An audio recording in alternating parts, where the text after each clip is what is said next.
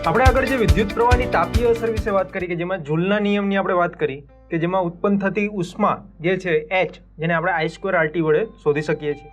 તો એના આધારિત એ જે આપણે સમીકરણો જોયા હતા એના આધારિત આપણે ઉદાહરણો જોવાના છે.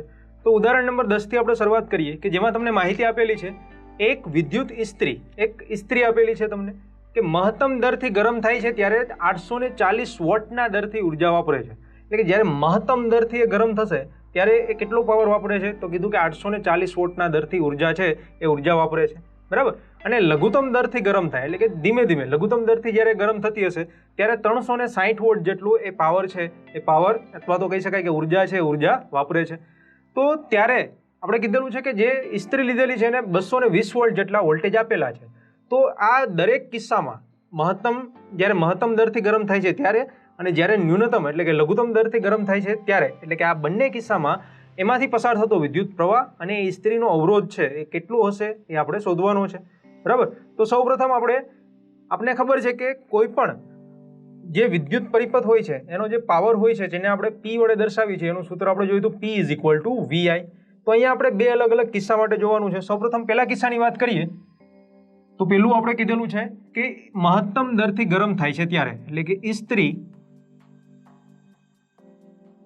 મહત્તમ દરથી ગરમ થાય છે ત્યારે આ પહેલો કિસ્સો છે.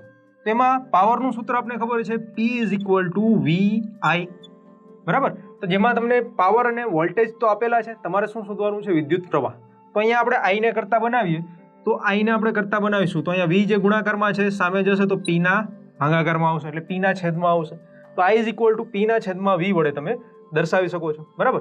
હવે જ્યારે મહત્તમ દરથી ગરમ થાય છે ત્યારે કીધું છે કે કેટલી ઉર્જા વાપરે છે 840 વોટ જેટલી ઉર્જા વાપરે છે એટલે કે P નું મૂલ્ય 840 વોલ્ટ છે અને વોલ્ટેજ તો આપણે 220 વોલ્ટ જ આપીએ છીએ.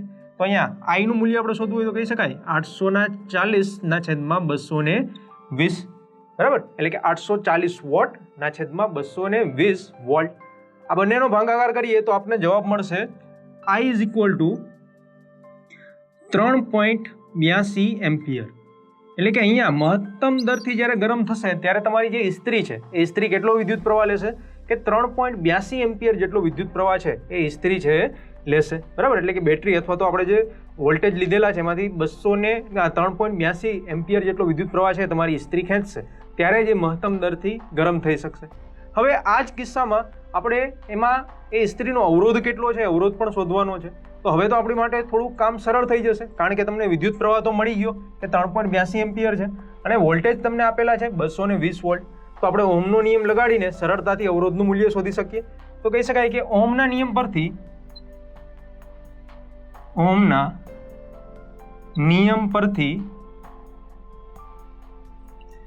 V = IR. તો આપણે શોધવાનો છે અવરોધ R. તો કહી શકાય અવરોધ R = V ના છેદમાં I, બરાબર. V નું મૂલ્ય આપણે આપેલું છે કેટલું છે 220 વોલ્ટ ભાગ્યા 3.82 એમ્પિયર જે I નું મૂલ્ય આપણે શોધેલું છે. અને આ બંનેનો ભાગાકાર કરીએ ત્યારે આપણને અવરોધ R નું મૂલ્ય મળશે 57.60 ઓહમ. એટલે કહી શકાય અવરોધ R = 57.6 ઓહમ કે જે તમારું કહી શકાય કે જ્યારે તમારી ઇસ્ત્રી છે મહત્તમ દરથી ગરમ થશે ત્યારે એના અવરોધનું મૂલ્ય કેટલું હશે 57.6 ઓહમ જેટલું, બરાબર.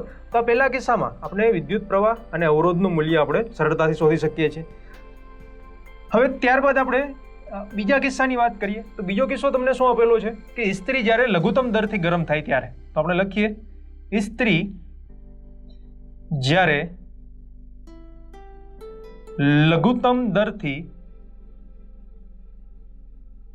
ગરમ થાય છે ત્યારે. તો એના માટે ફરીથી આપણે ઉર્જા કેટલી લે છે તો કીધું કે લઘુત્તમ દરથી ગરમ થાય છે ત્યારે 360 વોલ્ટ જેટલી ઉર્જા લે છે. તો આપણે જે સૂત્ર લીધું કે P = VI તેમાં આપણે વિદ્યુત પ્રવાહ શોધવાનો છે I તો P ના છેદમાં V. P નું મૂલ્ય તમને આપેલું છે લઘુત્તમ દરથી ગરમ થશે ત્યારે કેટલું લે છે તો અહીંયા દર્શાવેલું છે 360 વોટ જેટલો પાવર અથવા તો ઉર્જા છે લેશે. તો 360 વોટ ભાગ્યા 220 વોલ્ટ કારણ કે વોલ્ટેજનું મૂલ્ય 220 વોલ્ટ જેટલું જ છે અને બંને સ્થિતિમાં બંને કેસમાં એ સમાન જ રહેશે. તો ત્યારે આપણે કેટલો વિદ્યુત પ્રવાહ મળશે તો કહી શકાય કે 1. 64 એમ્પિયર જેટલો વિદ્યુત પ્રવાહ છે એ તમારી ઇસ્ત્રીમાંથી પસાર થશે કે જ્યારે લઘુત્તમ દરથી ગરમ થતી હશે ત્યારે, બરાબર. તમારે સામાન્ય રીતે શું કરવાનું, 360 ભાગ્યા 220 કરશો એટલે 1.64 એમ્પિયર જે વિદ્યુત પ્રવાહ છે એનું મૂલ્ય તમે મેળવી શકશો. હવે ત્યારબાદ આપણે એ ઇસ્ત્રીનો અવરોધ શોધવાનો છે. તો અવરોધ માટે ફરીથી ઓહમના નિયમ પરથી તો કહી શકાય કે ઓહમના નિયમ પરથી હવે તો આપણે સીધું જ લખી શકીએ કે R ઇઝ ઇક્વલ ટુ વીના છેદમાં I. વોલ્ટેજ આપણે આપેલા છે 220 વોલ્ટના છેદમાં I કેટલો મળ્યો 1.64 એમ્પિયર. આ બંનેનો ભાગાકાર કરશું તો આપણે અવરોધનું મૂલ્ય મળશે 134.15 ઓહમ, જે થશે અવરોધનું મૂલ્ય કે જ્યારે તમારી ઇસ્ત્રી છે એ લઘુત્તમ દરથી ગરમ થતી હશે ત્યારે, બરાબર. તો આ રીતે તમને જે બે અલગ અલગ કિસ્સા આપેલા છે, બંને અલગ અલગ કિસ્સામાં તમે વિદ્યુત પ્રવાહ અને અવરોધોનું મૂલ્ય છે એ સરળતાથી શોધી શકો છો, બરાબર.